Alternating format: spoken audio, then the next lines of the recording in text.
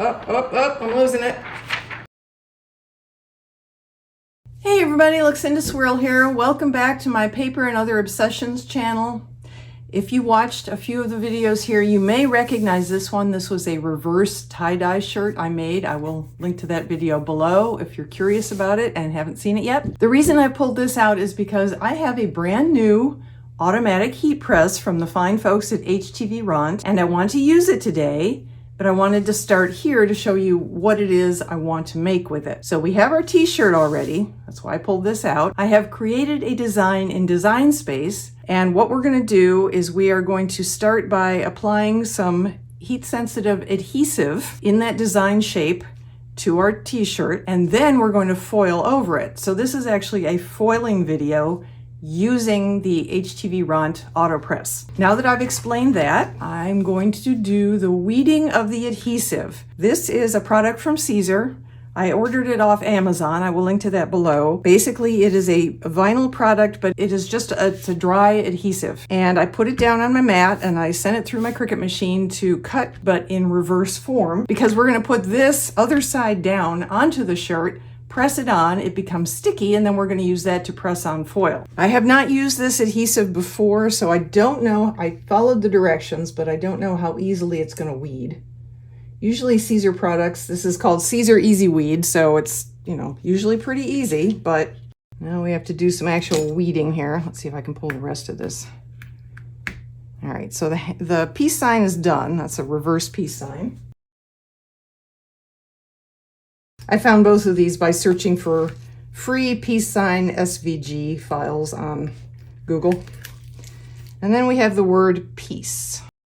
So I don't know how visible that is to you. What's left here is the adhesive and the carrier sheet, which is sticky because we want it to stick to the t-shirt a little bit just to hold everything in place. I made it about 10 inches across, and it's about 9 something deep. So it's going to be big. It's going to be nice and big on our shirt, but this is a man's extra large, I think, so it should fit perfectly.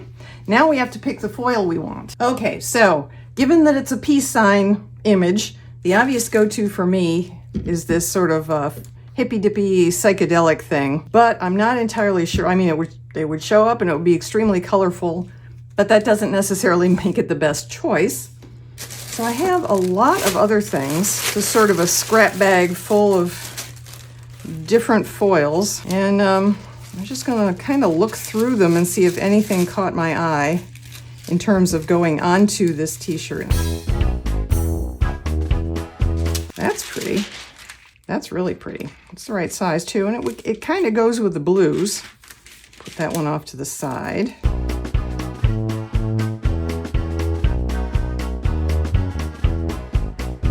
That's kind of interesting. I'm not sure it has anything much to do with peace signs, but it's interesting. I guess I can put that aside. And it doesn't really go with anything. That's kind of dark.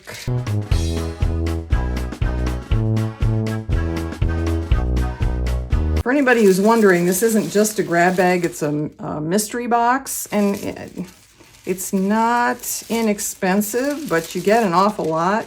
You don't get any choice in the matter. You just get obviously whatever they have that's still somewhat usable. I just wanted to show you. So if you've looked at Artistic Painting Studio's website and you've noticed their mystery box, this is an example. They will all be different. All the boxes will have different foils in them. This is an example of what you might get. I'm still thinking this is pretty damn beautiful. Yep, it's definitely big enough. All right, we're gonna go with this one. Time to take you out to where the AutoPress is, because that's where the magic's going to happen.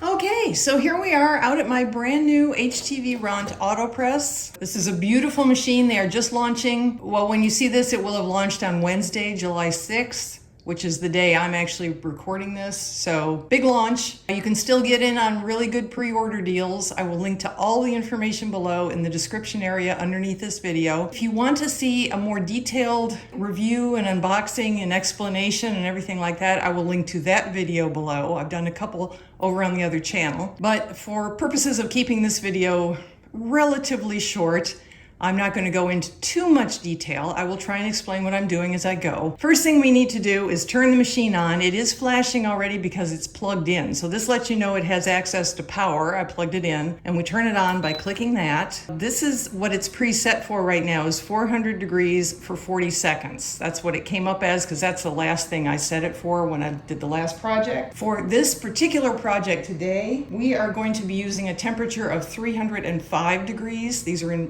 all in Fahrenheit. It's easy to change this to Celsius if you need to, if you're in another country. So what I'm going to do, this is a thermometer icon here. I'm going to press that, and then that allows me to change the temperature. So I'm going to press it, and I'm going to change this by lowering it with the minus sign down to 305. Okay, it's at 305. Press it again to lock that in. When it's heating up, the R is red. When it turns green, it's ready to go. This is a stop and start button, as you'll see. So it's going to keep working on heating up. That's why this has changed from the 305 I set it at. That's currently showing you what the temperature actually is in the machine. And then we're going to change the time setting by clicking this little clock here. That'll start flashing.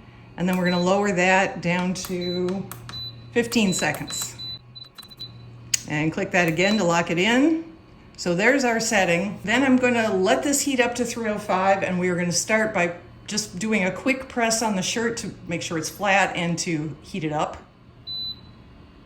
Okay, it has achieved the setting of 305 degrees, and the light has turned green to let us know. So I'm going to pull the drawer out. This is our pressing mat here, our ironing board. Okay, now we want to do a preheat and a quick press for 2 to 3 seconds. And I've set this for 15, but you can stop and start it anywhere you want. So here's how we do that.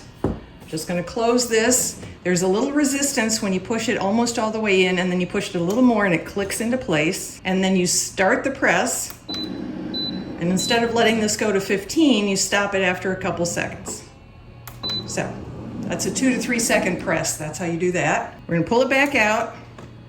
So it's ready to go, nice and warm. And I'm going to take my adhesive that we weeded, and I'm going to put it about 3 fingers down from the collar. So we'll put it there. The carrier sheet has a little stickum on it, so it's going to stay in place. And I'm going to add parchment paper and a layer of Teflon. That helps spread the heat out. And we're going to push it back in. Whoop. Now this we want to press for 1 to 3 seconds. That's it. Pressed all the way in. We're going to start it and stop it almost immediately. This tacks on the adhesive. All right. Hopefully that will be enough. We'll find out in a minute. We can always repress it if we need to. But basically the adhesive should go clear, and we want to do a hot peel on this. We don't want to let this cool. I don't know if you can see this. Hopefully you can. Oh, I'm losing it. Well, that's going to be screwed up. All right, I'll press it a couple seconds longer. This is why you need to be careful. That is not going to be a perfect shape.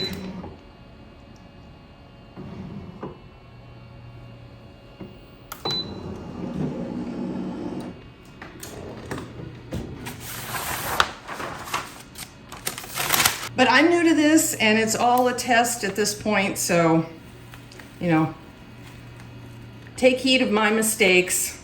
If we're going to end up with a sloppy looking peace sign there, but hopefully the rest of it will be okay. Yeah. So our adhesive is in place. It is where we want it. Now we need to put the foils on. I have the foil. I'm going to put it down, making sure I'm covering all the adhesive.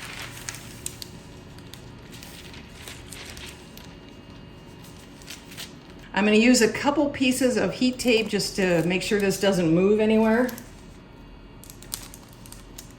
Add back on our parchment paper. Press it for the full 15 seconds.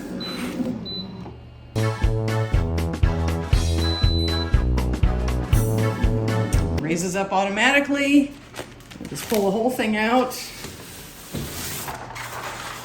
Foils are a cold peel. So I'm gonna put this aside. I will bring you back when it's completely cooled off. Okay, we are back here in the craft room. It is completely cooled. There's no sense of any warmth left. So let's see what we got.